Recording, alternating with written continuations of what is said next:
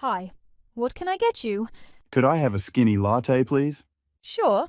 Regular or large? Large, please. Any milk or sugar? No, thank you, that's all.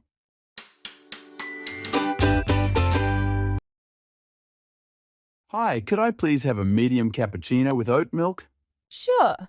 Would you like any flavor syrups in that? Yes. Could you add a shot of hazelnut syrup?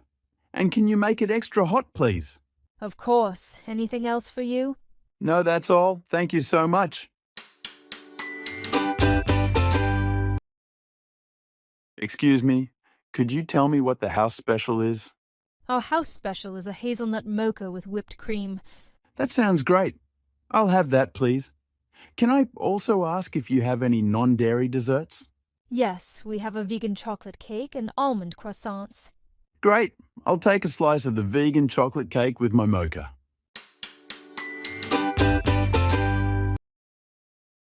Excuse me, I believe this was supposed to be an iced latte, not a hot one. Oh, I'm so sorry about that. Let me fix it for you right away. Thank you, I appreciate it.